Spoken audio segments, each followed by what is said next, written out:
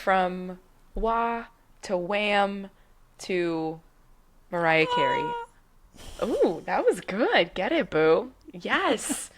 Whatever note that woman is able to hit, whatever her highest register is, that's the sound that we're making for this episode. And I don't know what that is. But You did the research. You should know this. I It's didn't Google her insane. vocal range. I'm The sorry. octave range of her is insane. Pause. Mind-blowing. Marker this octave range vocal. It's insane. There's even a video of where they're showing her octave range. Carry vocal range. Oh, damn, yo. Okay, so update, guys. Didn't have this information. Googled it. Homegirl's got a 5-octave vocal range, which is wider than the average female vocal range of 2 to 3 octaves. That's baller. So she can go from a low F2 to a G7. That's pretty baller. That's Okay. insane. Okay. I have a new respect. I mean, I had respect for her to begin with, but I have a new respect now. Also, I feel like we introed this weirdly. Hi, guys. I'm Celestina. That's Miko. What's Hi, up? everyone. Nice to be here. Did we even intro? I don't think we did. We just rolled into this. We're here now. Cool. I listen to Two Girls, One Ghost on the regs, and sometimes they forget how to, like, properly intro their podcast, and they're, like, 300 episodes in. So, you know, I feel like there's... Good. As a quad left, that must be really challenging for you, for me to just show up and, like, Trust roll me. with it every week. I was considering writing a script. I have one today, if that's any consolation. Really? Yeah, like a Why didn't I proper get script. the memo? Just didn't tag you in it. I'm sorry. Did you want me to? I didn't inform. Oh my god. Oh my god, I would have loved a script. This morning Wow. I was thinking I would like to have more of a structure. I made No. a structure for myself today, if that's any consolation. Oh, that's nice. I didn't. Cool. What's your structure? I'm gonna tell you a little bit about Mariah Carey's life in hopefully under 10 minutes. We'll see. I may have gone a little bit overboard with how much information I garnered on her. So I'm curious. Very curious. Okay. We're diving deep into Mariah Carey's life, one of the best-selling artists of all times, and that is, like, statistically there. She's a vocal powerhouse, a cultural icon, but before she became the queen of the high note and the holiday season with... Do we know it's Christmas time? No. That was Oh Wham. my- Was it oh Wham? my- Who was it? I don't know. Something with heart. I can't remember the name of the song now. I listened to it last night. I thought you were telling me that I'm silly for not remembering. We're did crushing she this, say? guys.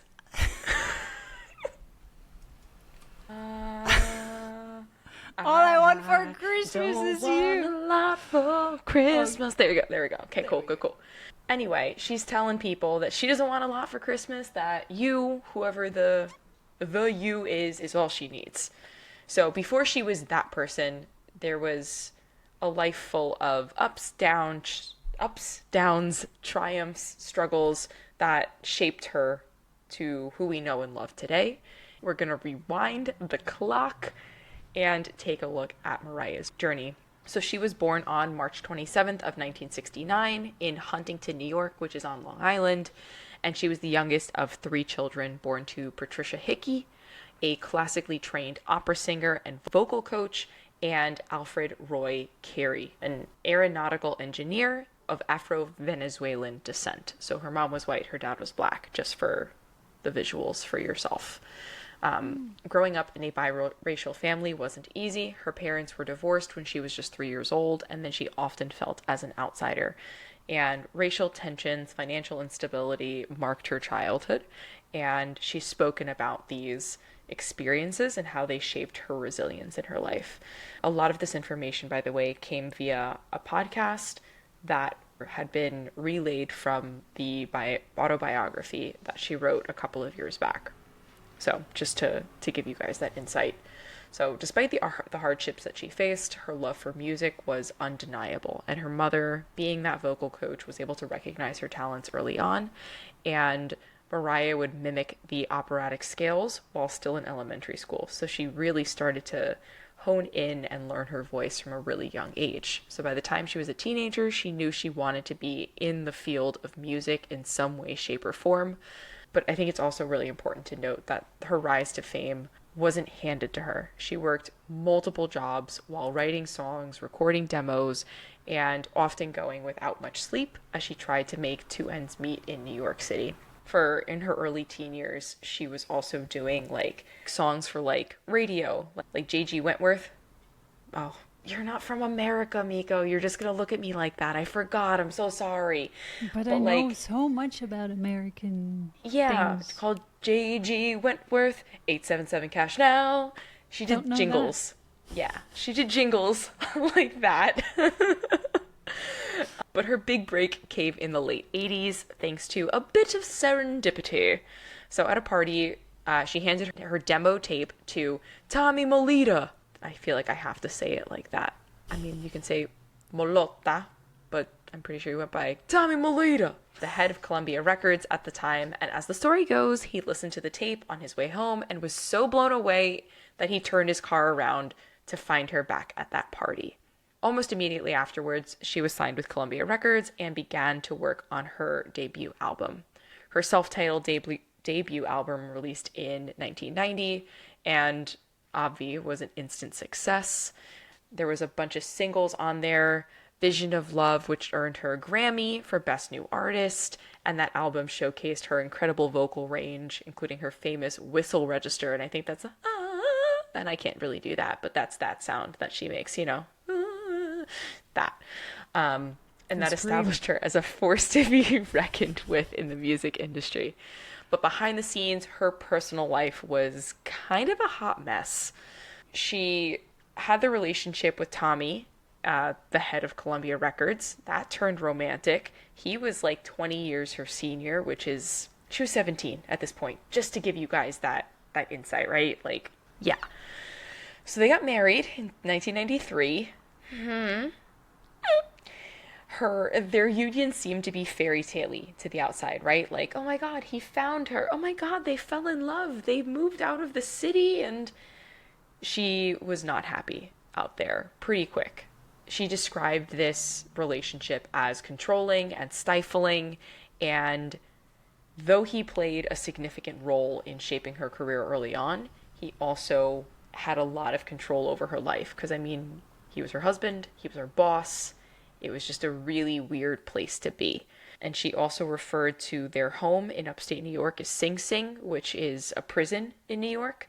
So she referred to their home as Sing Sing. There were cameras, there were guards. She was not allowed out. If she was out, they would come and like hunt her down and find her. It was quite the tumultuous relationship, and it ended in divorce in 1998. There's a look of concern on your face. What would you like to add? No, that sounds super horrible. Yeah. I want to do bad things to this guy. Yeah, he seems like kind of a schmuck. Oh my kind God. of a huge schmuck. That sounds so narcissistic. Someone who's so controlling, trying to cut her off from all her friends. Yeah. Yeah, that's the look of concern. Yeah. So, her career, though, continued to soar, even with this schmuck. Her albums like Music Box and Daydream brought us timeless hits such as Hero and Fantasy, and then she did some collabs with Boyz II Men, who were also quite hot in the 90s. And then she had one of the longest Billboard hits that like stayed a record for 23 years after that. So the late 90s were both a time of professional and personal successes and challenges. So she left Columbia Records after divorcing Tommy and signed a record-breaking deal with Virgin Records. But this time in her life was also pretty challenging. So in 2001, after releasing her semi-autobiographical film and soundtrack Glitter, she faced public and professional setback. The project was poorly received, and she was trying to do some promo about it, but she went on one of like the late night shows and it just didn't go well. Like the whole thing was, none of it went well. She was wearing like an oversized t-shirt, ended up taking that off. It said glitter on it, and then she had like shorts and a like crop top underneath. And the host, Arsenio Hall, was like, "Oh, she stripped on my show." And like it wasn't stripping. She just took off the next layer. Yeah, it just didn't go well. So as musicians do, she was just really burnt out, needed a break. And during this time, it was quite normal to go to some type of facility. So she checked herself into a facility where she was actually diagnosed with bipolar disorder. But she kept that private for years, actually until she released her book in like the mid 2010s. She kept that private. Despite these challenges, her resilience like shined through. And in 2005, she made quite the comeback when she released the album, The Emancipation of Mimi, and she wrote songs like We Belong Together and Shake It Off, and that reaffirmed her status as like one of the divas, one of the pop divas of our time. And that also introduced her to like a new set of fans. Her personal life, though, continued to make headlines. In 2008, she married actor and comedian Nick Cannon, and he was significantly younger than her. They also, a couple of years later, welcomed twins into the world, and then that marriage ended in divorce in 2016. So they were together for about 8-ish years. She's often spoken about the joy that her children bring her, and she remains dedicated to her family, even though they have a busy schedule. So, like, they're still very adamant about co-parenting and making sure their kids are very well taken for in that regard. She's also had some other high-profile relationships and engagements and breakups, and still maintained a sense of humor and grace through it all. And again, that memoir came out where all of this information came from back in 2020. And that's where she really broke down the defining moments in her life, more about her childhood, which was even more tumultuous than I've let on. Beyond that, professional and personal, the highs and lows that she's experienced, she's quite philanthropic. And she has donated to numerous charities over the years, including the Fresh Air Fund, which benefits underprivileged youth, has been an advocate for children and LGBTQAI plus rights, and also the unofficial Queen of Christmas. If you look at like holiday charts, like the first / most listened to song, even if you like go to her Spotify, the most listened to song is All I Want for Christmas Is You. And that's probably my favorite holiday song, like favorite like go-to holiday song. Are you Googling this right now? I love that. So yeah, I think just from doing the like historical research of her life, again, if you guys don't know anything about us, Miko and I know literally nothing about famous people at all, which is why I have to do like a million hours of research for these episodes and like really dive deep into their lives. Yeah, see, there you go. It's literally number 1 every year. Every year. It's a magical song. But yeah, I think she's truly an inspiration. Her voice is of an angel, and I'm really excited to dive into her human design now that we have a little bit more info about her life as a whole. And I'm sure I'll be able to recollect some more things as I see things pop up in her chart. But let's dive in. That is very fascinating. So again, what I found intriguing was that I just love when people do charity work or donations and help other people, and it's not really something that you know of these people, because then it's really coming from their heart, and it's not to do publicity stunts or anything, but it's really because they want to make a change. And I didn't know that about her, so I think that's a beautiful side of her. The side that I knew of her was not so positive, actually. So that she's a diva, for example, and that when she visits hotels, it can be very tricky to accommodate her. But apart from that, I only know her music, of course. Her song being number 1 every year, which is apparently very true. And not so surprising, even though Wham for me is in Germany. It's everywhere. The All I Want for Christmas Is You. Are you guys just still stuck in the 80s? Is that why? Definitely. Also the mentality when it comes to women sometimes. Very stuck in the 80s. So tell us a little bit about Mariah Carey's human design, hey? Yes, let's do this. Here we go. For everyone watching, for everyone that is not, highly recommend going over to YouTube or Spotify. We have when you were going through her life, I was, of course, looking at her cycles. I only started doing it when you mentioned the divorce or when she got married. And I don't really know what happened, if something happened around 98. Divorce. 98? Yeah. Really? Yeah. Oh, wow. Okay. Because then the second one was in 2016, you said, right? So then I also looked at her biography coming out, which you said was 2020. And I'm assuming, well, she most likely wrote it during her Chiron return, or she did write it during her Chiron return, because the impact of the returns or oppositions are always felt, well, except for the solar return. Even that one, it's felt 3 months in advance. But with the other ones, it's felt 3 years in advance, approximately.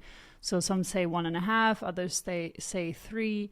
But that's approximately when you're starting to feel the impact of your return coming up. And also 3 years after, those are the most intense times of the return where you're going to feel the impact. So Chiron return is a big one for her because her Chiron is in the gate 25 as far as I remember. Yes, 25.6. So I took a look at the asteroids, of course, in this case, because I tried to find Siren in her chart. Sadly, on taraka.io, they don't have Siren, the asteroid, in the human design chart. So I would have to have looked at an astrological place where you can add the asteroids to someone's chart, but I didn't do that. However, I did take a look at her throat gates in taraka.io, which is where I always look for the asteroids in human design. So this is what it looks like if you're watching. And when you're clicking on certain gates, so you can either take a look at her full activations. So when you're clicking show all activations, you will see all types of asteroids, or even Centauri or dwarf planets, or all kinds of elements that you can find. So the trick that I use when using this platform is that I just type in command find on a Mac, and then I try to find the asteroid. So this would be Aphrodite, and I'm choosing this one to look at because it's in our 33rd gate, which is a throat gate, and it is connected to the 13th gate. So this is a very important one when it comes to creating a following of people as well.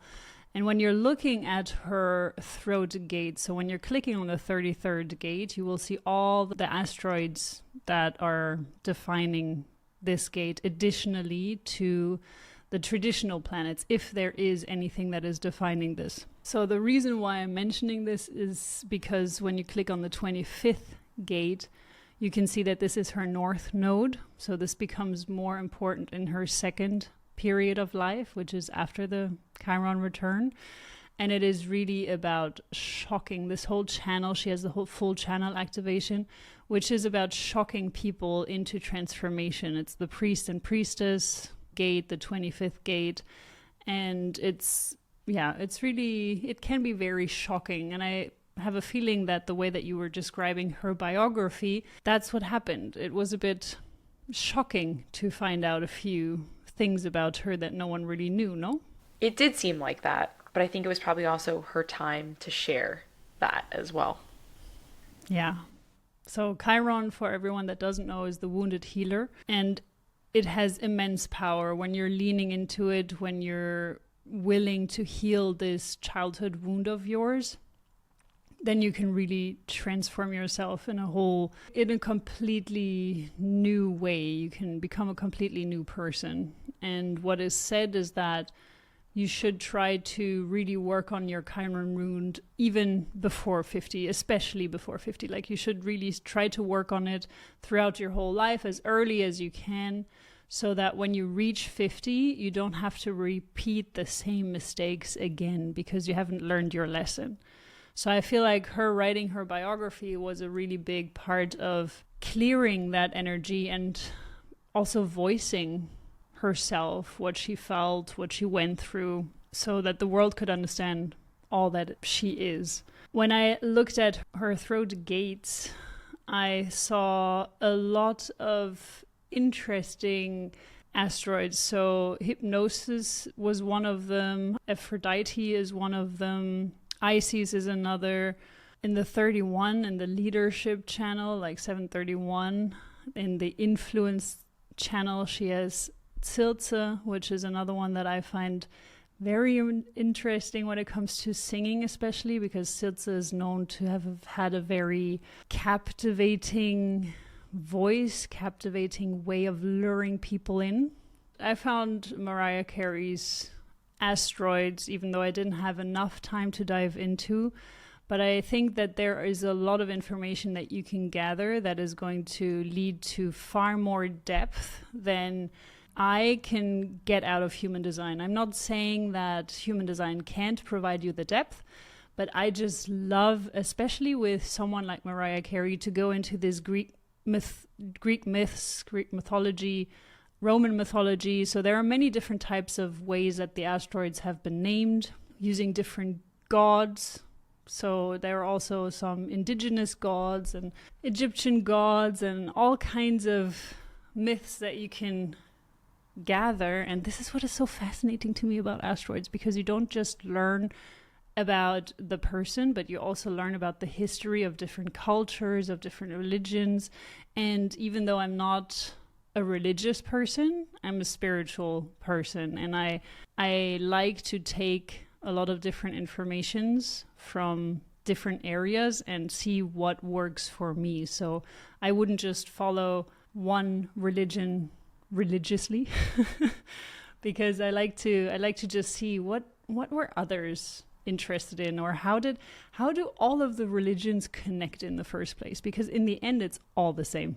And very extremely orthodox individuals listening to this, I doubt you are listening to this in the first place, but if you are then you may have an issue with me saying that all religions are the same. That is my opinion, though, allegedly. Please don't cancel us, guys. Thank you. Yeah, that was just a tiny little look at her asteroids, but let's dive back into her quote-unquote normal human design chart. What do you see? Do you see what I see?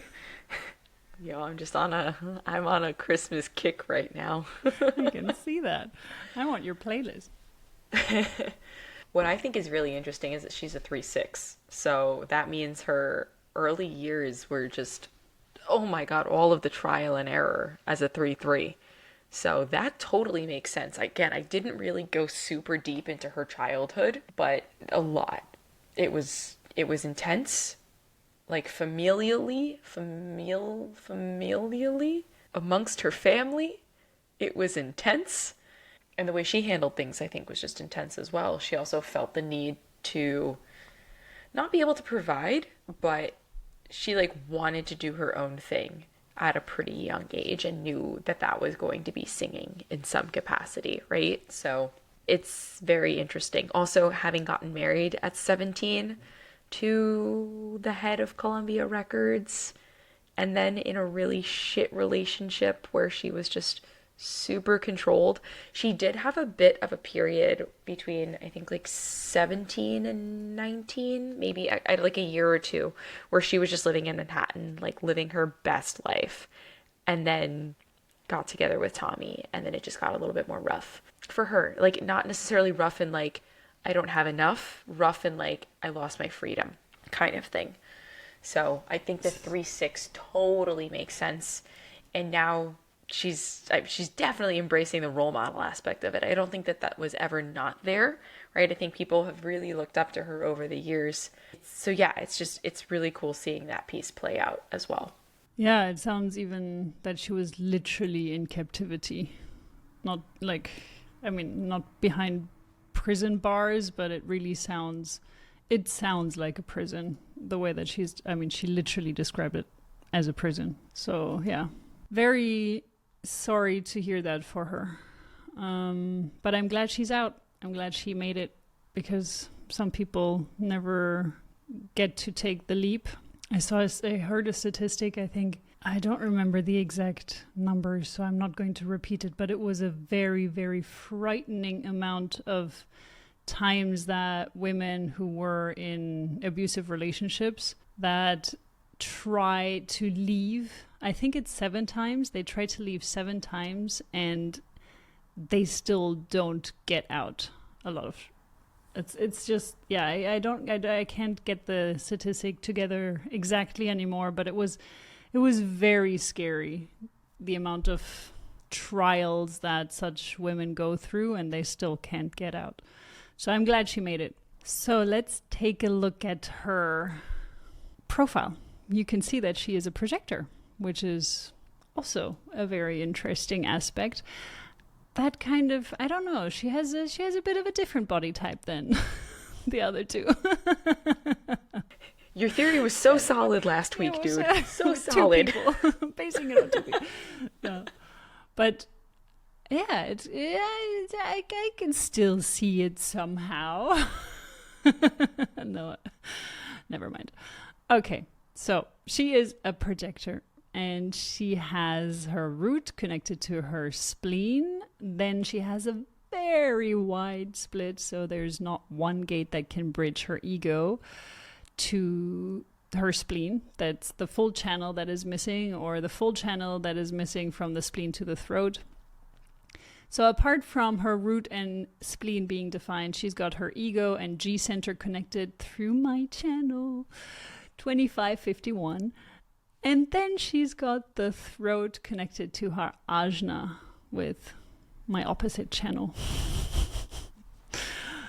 So yeah, it's for me, one thing that really stands out as well is that she is a triple split, a wide triple split. So it takes a lot for her to feel complete, and that's, as a triple split, being in a relationship is very challenging, especially if the other person can't bridge it. But even if they can bridge it, then you feel like you're in a prison, like you feel captivated, or you don't feel free anymore. Because with a triple split, you can be in relationships. So quadruple splits those are the types that are often said that they're normally not in a very fixed relationship. They're normally in an open relationship, or they just don't do relationships.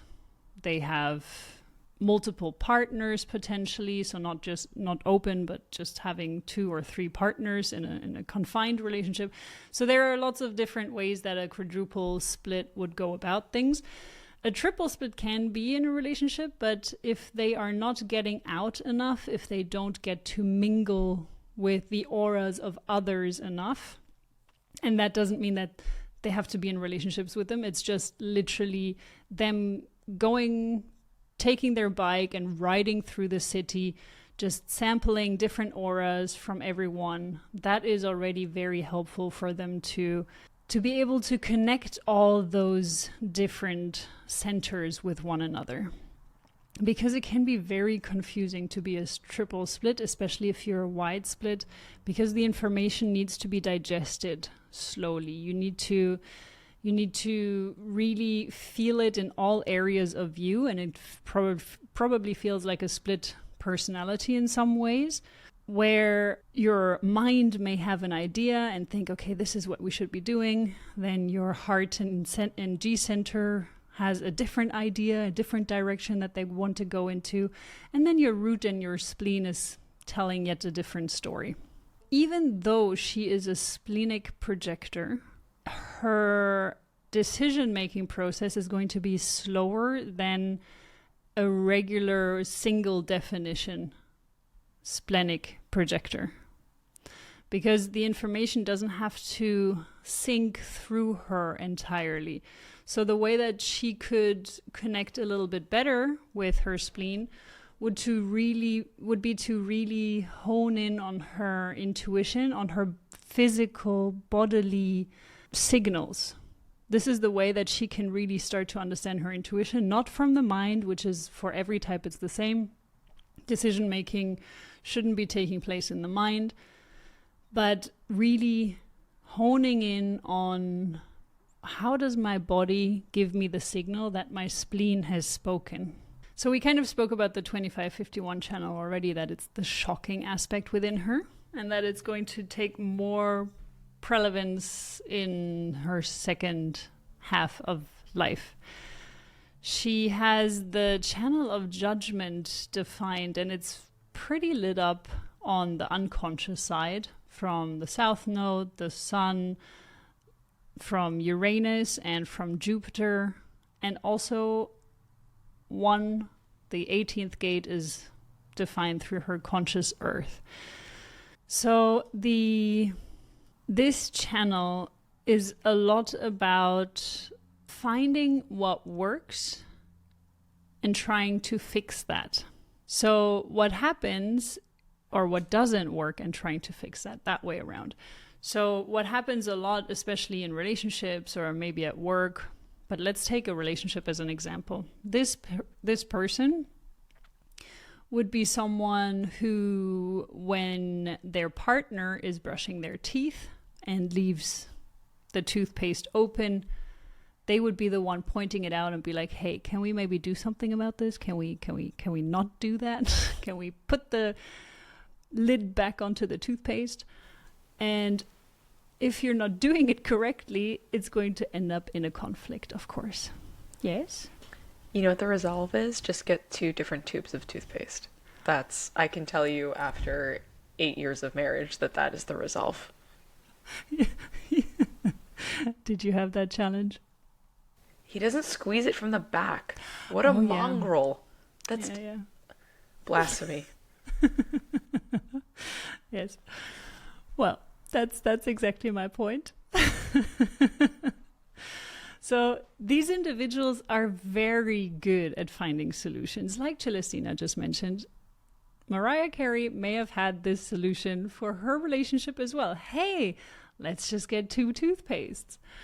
But the thing is, she's a projector and she needs to be invited for things. So if she went about this in the wrong way, instead of just saying, hey, maybe we should get 2 different types of toothpastes or something, like where you're asking a question and you're kind of hinting towards it, but instead she's like, no, what are you doing? Why are you being such a klutz? Blah, blah, blah. That's not the right way. That's not the right way for any type.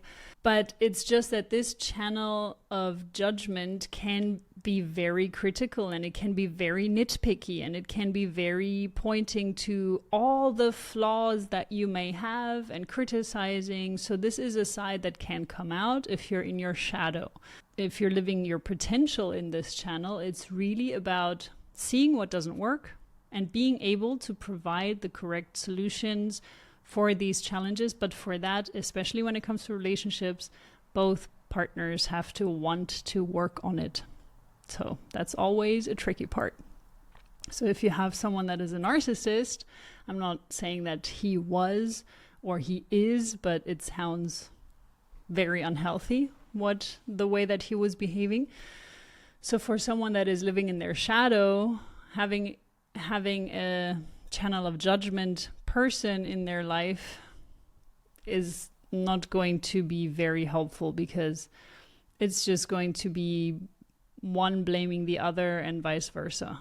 And I don't know how his design looks like. If he's undefined in that area, he can also amplify that aspect, so it can just bounce back and forth.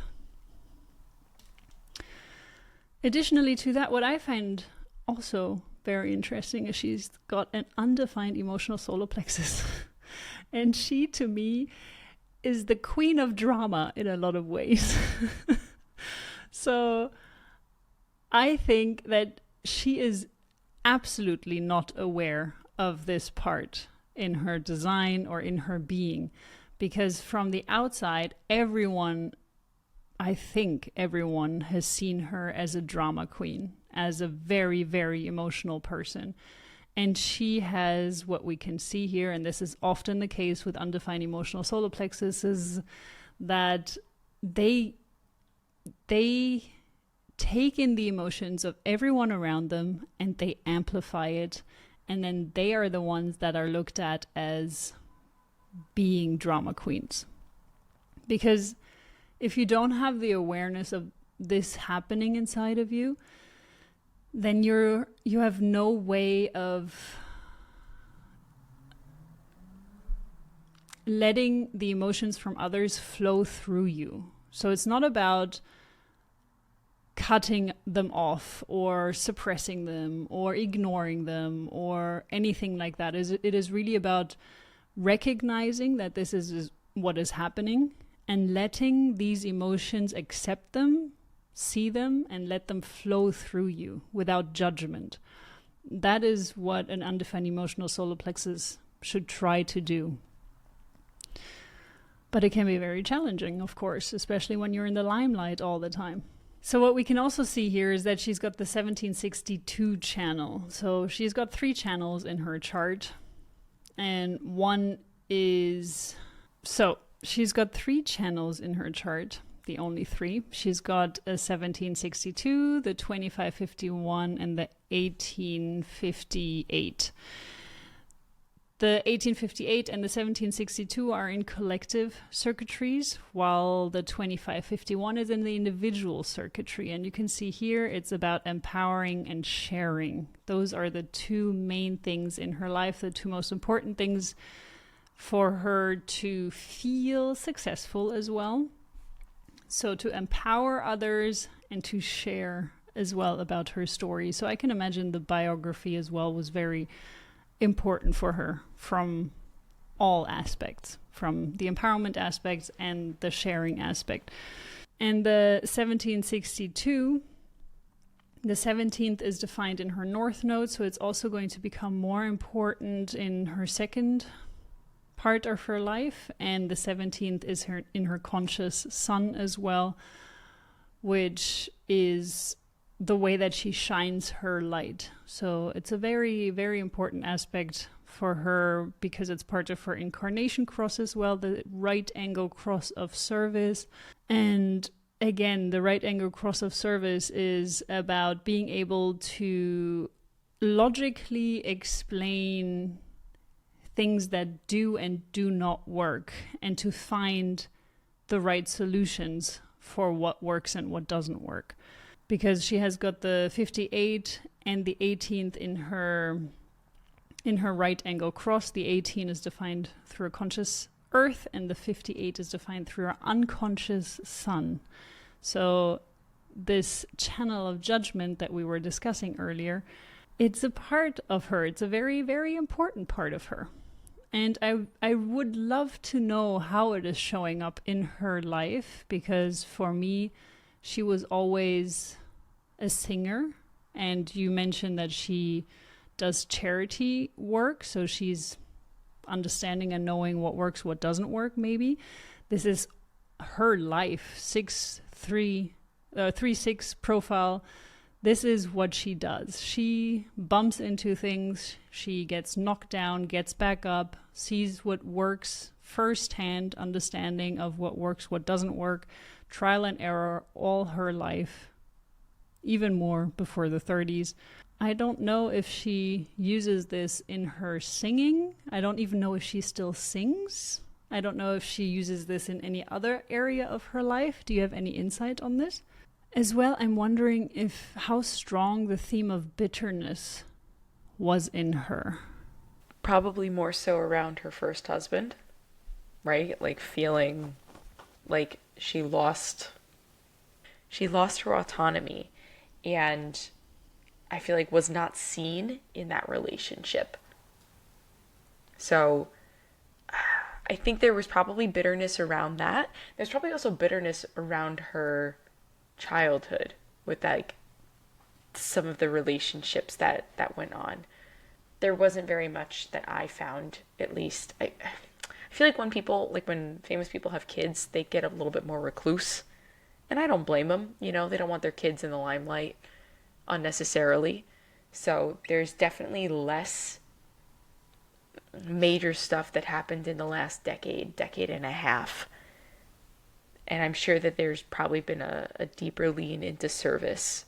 But it's not like people who are hella famous can be like at soup kitchens, like, here's your soup, I just, so there's probably acts of service in very different ways. And maybe that shows up more in her relationships with her family and her kids. Cause like I mentioned earlier, right? Like her kids are her world.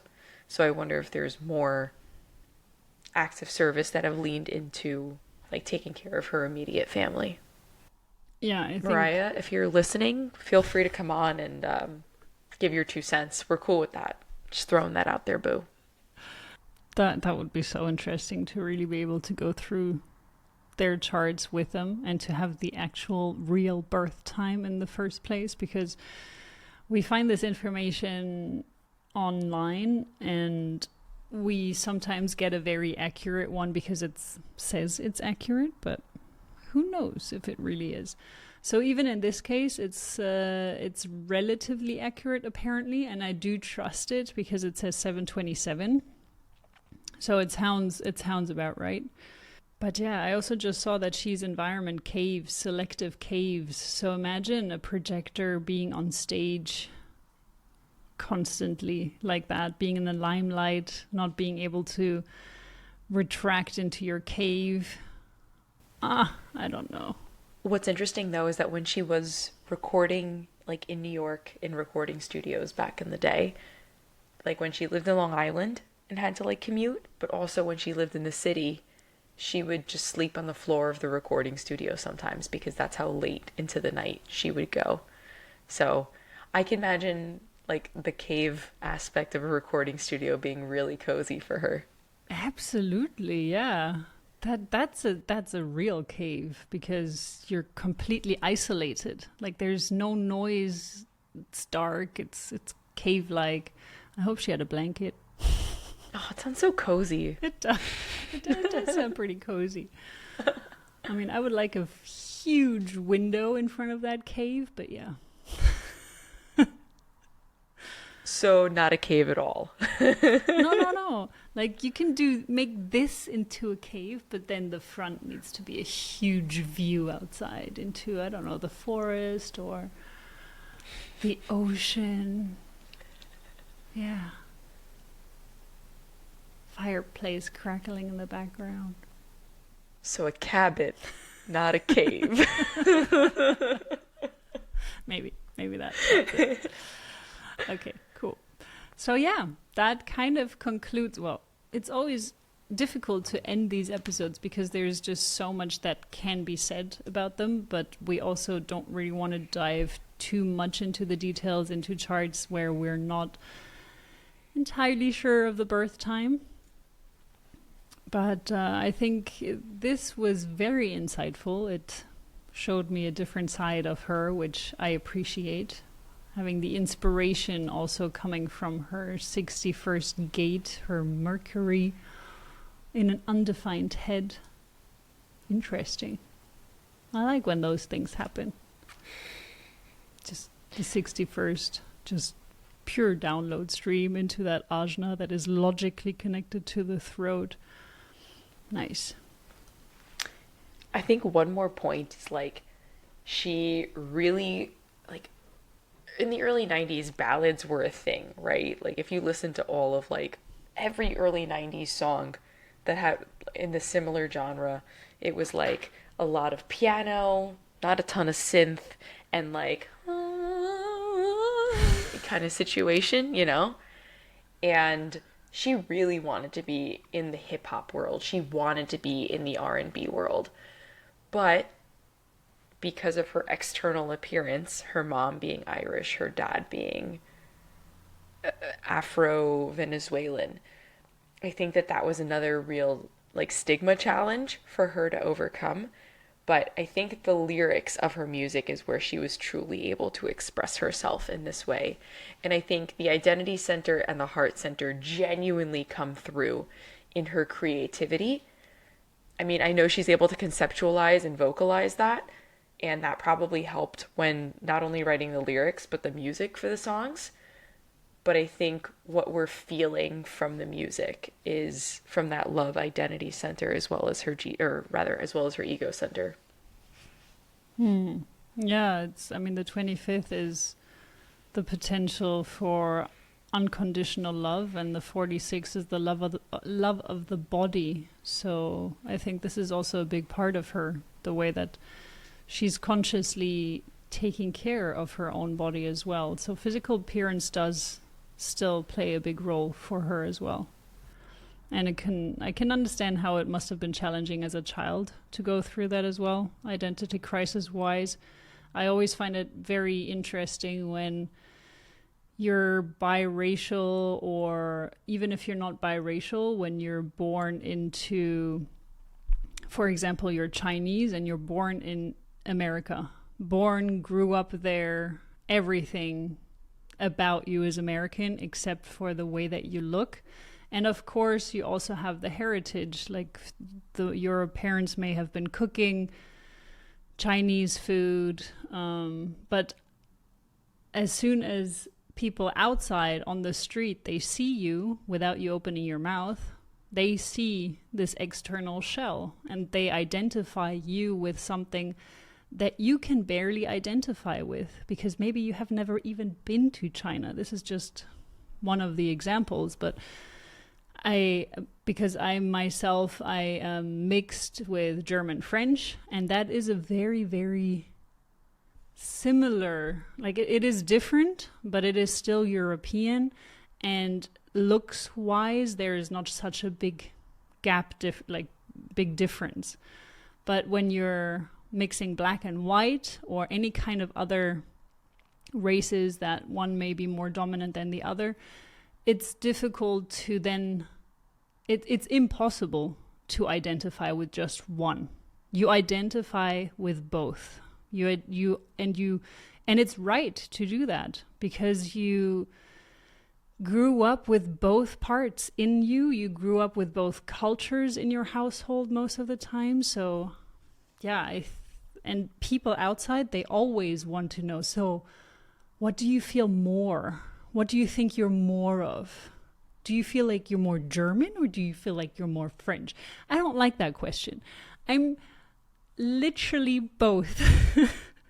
My mom cooked French food for me all my life. So I can really relate to this aspect, but it's even more difficult if the cultures differ from the physical, like looking very different as well. So yeah, just a little tangent on that, but I feel like it's an important conversation to have. Totes. You good? I think good. It was great. Amazing. Well, we are going to wish you a very Merry Christmas if you celebrate Christmas, and happy holidays if you get the chance to have holidays and you don't celebrate Christmas, and just a great time if you don't have any of that. just good days, because today is the 19th when we're launching this, 19th of December 2025, and the next episode is going to air after Christmas. So happy holidays, everyone. Happy holidays and Merry Chrissy, as they say it down here. It's gross. I said it the other day in conversation. Yeah. I'm becoming Australian and I don't like it. Don't do it. Yeah. All right, bye guys. Bye. Hardcore, the Human Design Podcast.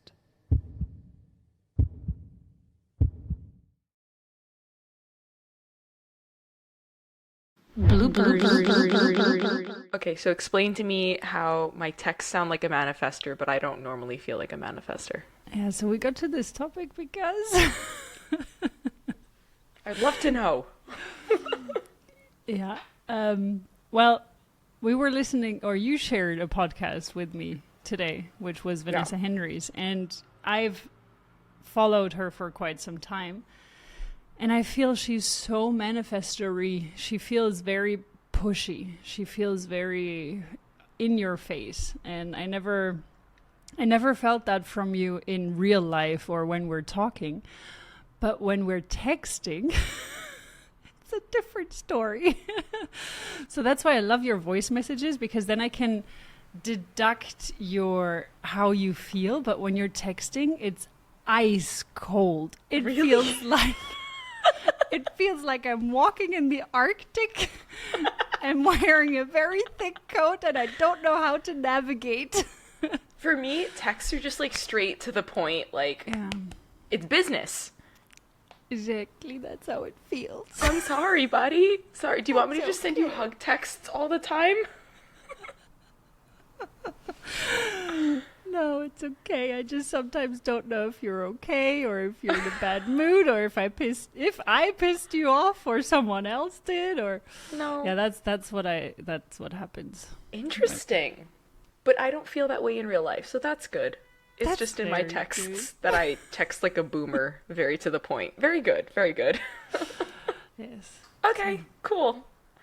I don't think that would have been misconstrued over text. I know that you wanted to tell me this like in person virtually, but I get it. I know, but it's Mercury retrograde, That's so I just fair. wanted to be safe. I wouldn't have taken offense. I know. I figured, but today I'm being extra careful with Mercury retrograde the next that's few fair. weeks. Totally fair. Cool. So, Thanks for letting me know I can be a bit like a Brillo pad, a bit abrasive. a bit manifestory. Okay. Okay. I Well, wonder if that's how David feels too, because my texts are the same to him. yeah, I wonder. I mean, I wonder if anyone else feels that way with you, or if it's just me. Someone else text me. Tell me if I feel like a Brillo pad, please. Thank you. Let's make a case study out of this. No, there are days where it's very rare. Mainly, I feel like Antarctica. Sometimes, rarely, it doesn't feel like that. But when you leave voice messages, it's fine. I haven't been into voice messages lately. I've I been know. very much into like text to Which is- talking. I know. I'm sorry. I noticed. Yeah. That's okay. I haven't really been talking very much. I've been in isolation for the last 6 weeks, other than like work people. So, if you want to talk to me, call me. That's my solution for you. Thank you. Yeah, there you go. Middle of the night, I'm gonna call you. Don't do that. Do not do that. I wouldn't. No, I wouldn't. Okay, fair. No, I wouldn't. It would only be if like a miscalculation of time zones. Yeah. I feel like that's how that would happen.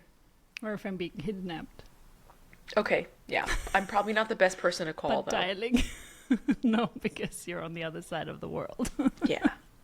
Literally a million flights away. Like a train, multiple flights, and then probably another train. You're walking. And walking. Yup. Let's do it. What's wrong with this part of my hair? It's not...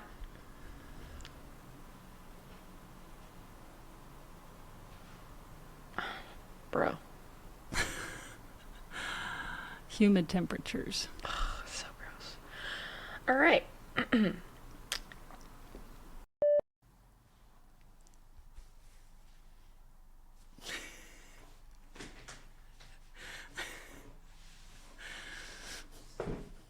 Yep. My unicorn flip-flops. I can't hear you. Oh, you're muted? I'm muted. Okay. I said Birkenstocks. I feel like I'm wearing the American house shoes and you're wearing the German ones. Oh, God. I can't believe you. Are those in the adult section? They are in 42 and they're fitting. Oh my Look how god. cute. Do you pet them? Sometimes.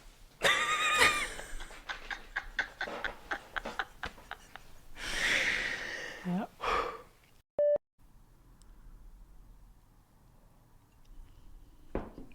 Are you shaking your head because I can't see you? Okay. Sorry, yes I am. Cool. Sorry. Let me use my voice and not my texting mishaps. Yes. Yes. Very nice. Very good. Okay. So, because every time I go on here, I can't see your face, basically, so I always have to switch back and forth, sadly. Is that like the I can't see my face when I'm with you Yes. instead of I can't feel my face? Very good.